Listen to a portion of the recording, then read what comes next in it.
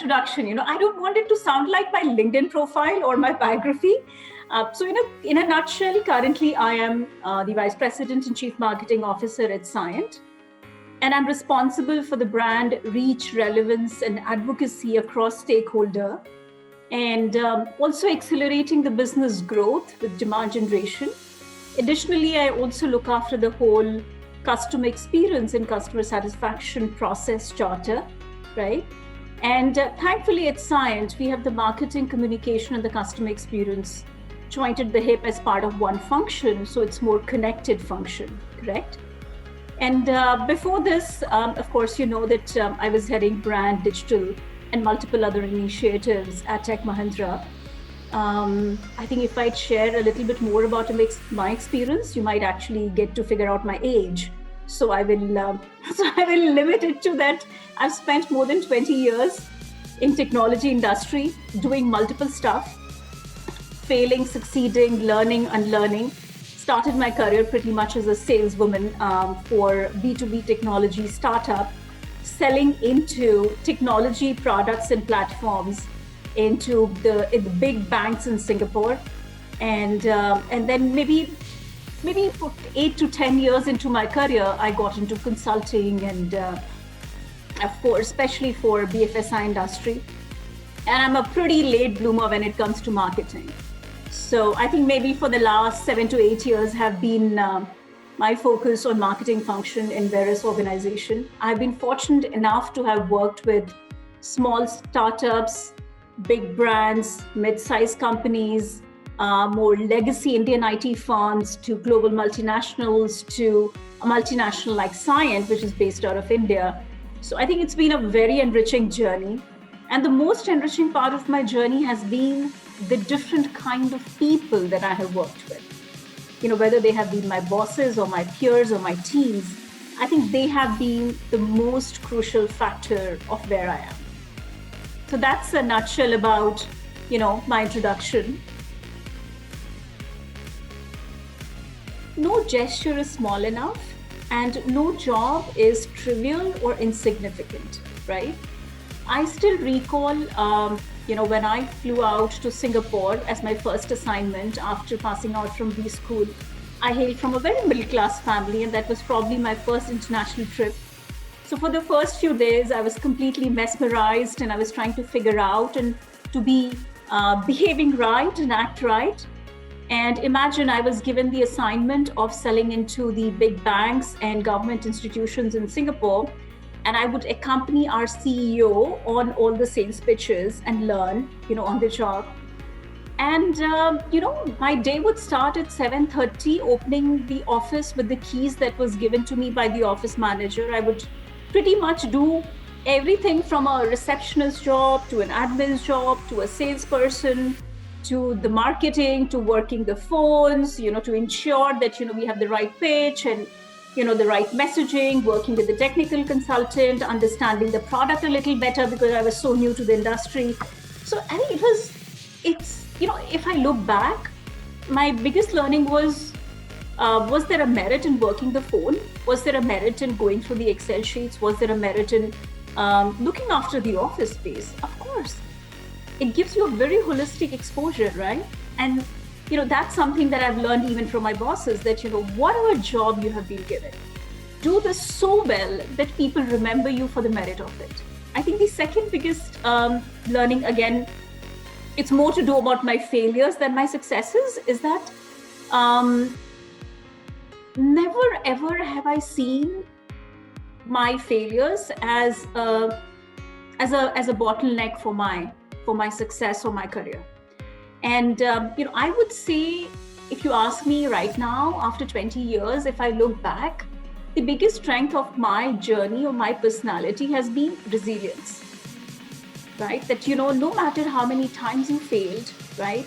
If you can get up and restart and do it all over again after learning from the mistakes, I think that's what success is all about.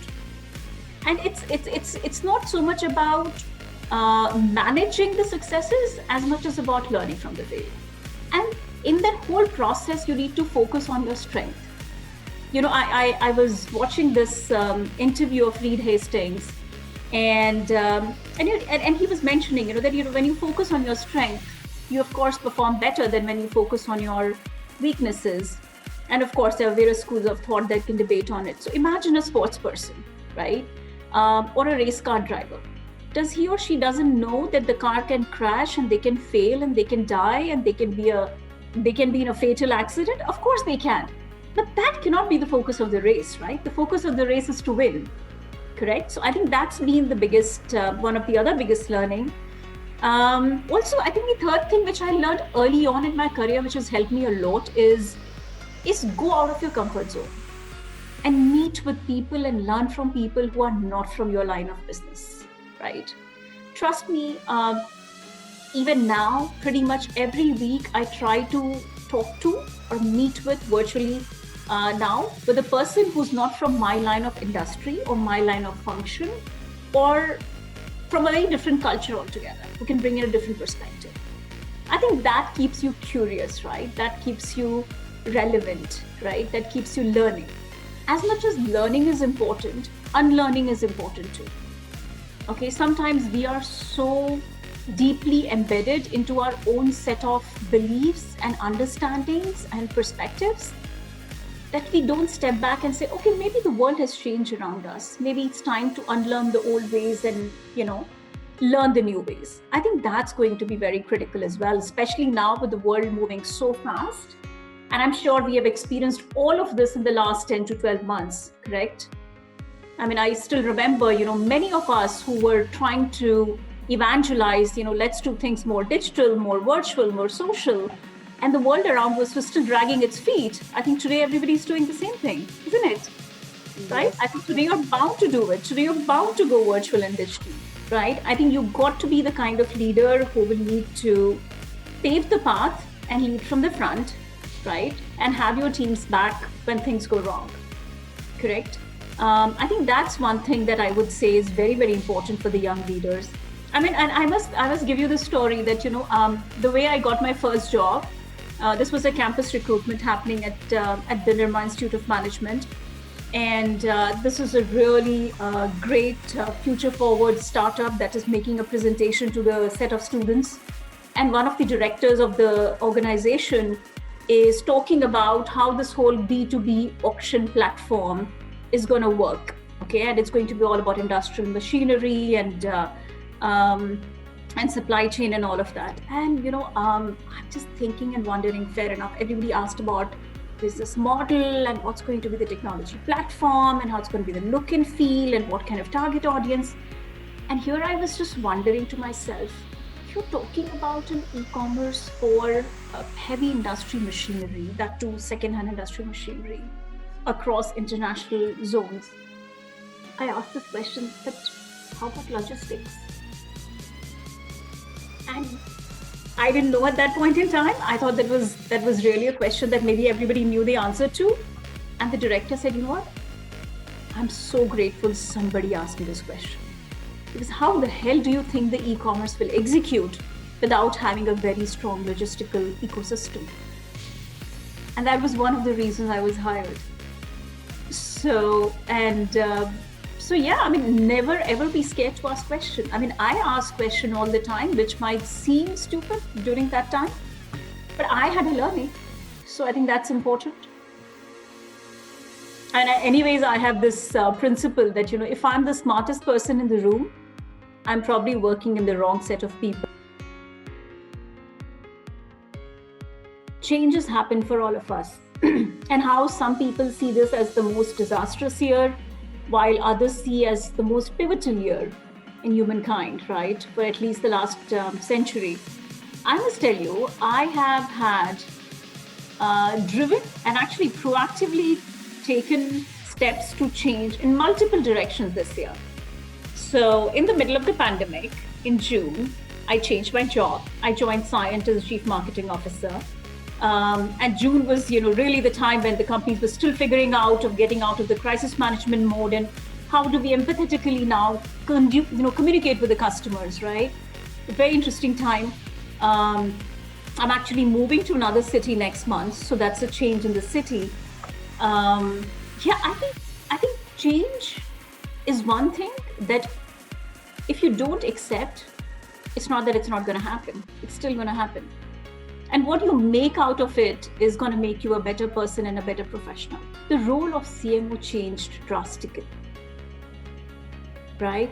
I would say instead of a chief marketing officer, you became, or you needed to become the most connected communications officer, because you got to connect, communicate, and collaborate, not only with your own team sitting in various locations and various functions, also work with other functions, whether it's finance or HR or delivery or operations or sales, it doesn't matter.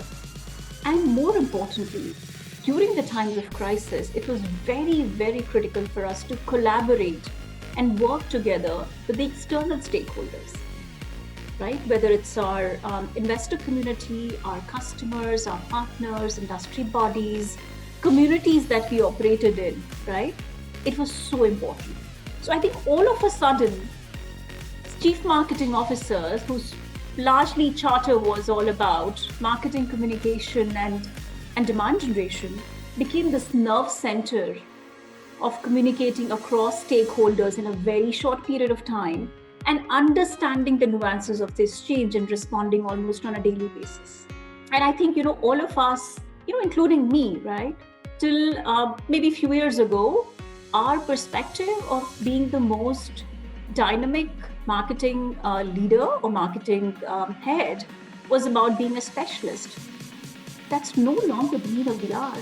Today, you've got to be an agile, an adaptive, generalist who can understand different context of different stakeholders and respond to it in the right fashion, at the right frequency, and using the right set of tools and technologies, correct? So I think clearly the trend is, how do you manage, respond, embrace change as a function for the organization? You're no longer just working for one function, right? I think that's been the most critical trend. Remote selling has changed the way salesperson interact with the customer. Imagine you were sitting on a lunch table with your customer where it was very high touch, low showcase kind of interaction. Now it is low touch, high showcase kind of interaction. You have 30 minutes, right, to make two of the conversation. And therefore, technologies like AI and AR, VR has come to the rescue of marketers. And again, not that they did not exist earlier, but we have already started to adopt to it. We have started to embrace it much better. The B2C industry had been embracing it very well. You look at the Sephoras and the IKEAs, and even the automotive industry for that matter has, embraced AR, VR very well. The Volvo's test drive is a classic case, right? But I think in B2B marketing, we started to realize that AI is so important for us to understand and predict our customer behavior, and therefore craft an entire communication based on that. It is no longer about the whole funnel model. It's almost about understanding the customer behavior and responding to that emotion at that point in time, right? And AI, of course, right from content to messaging to search to targeting to ads, has helped in so many ways. And so, yeah, I think I would say it's change is still happening. I don't think so change is over and change is ever going to be over.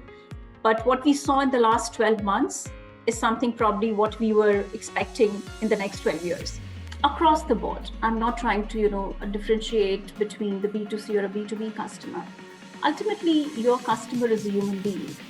And the human being is looking for, what are you doing as an organization for the community that you are operating in? What's your sense of purpose and compassion? It is no longer just about selling your products and solutions. We have seen so many customers reaching out to us, appreciating us, commending us on our response to our stakeholders in those respective communities. So clearly consumers are looking at partners who have their heart at the right place as much as their head in the right place. So clearly that is a huge, huge shift. I think the second is many of our customers have told us they are also realigning, readjusting, adapting to the change. So we are in this together, right? And they are looking for partners who can walk this journey with them, right? They are no longer looking at partners who can just get into the transaction, offer the product and solution and move on. No. They're now looking at partners who are in it for long term and who can be with them in the thick and thin. So right from a crisis mode to a change mode to a solutions mode, this year has seen it all. Completely seen it all. And I think it's a learning for us as a humanity that, focus on what matters. And, I cannot stop myself to talk about this. Interestingly, science mission statement is all about applying technology imaginatively to solve problems that matter, right? I think that's the key. Thankfully, even before I started to work in different countries and different culture, today, if I look back, I really thank that my dad was in a job where we would move cities very often, okay?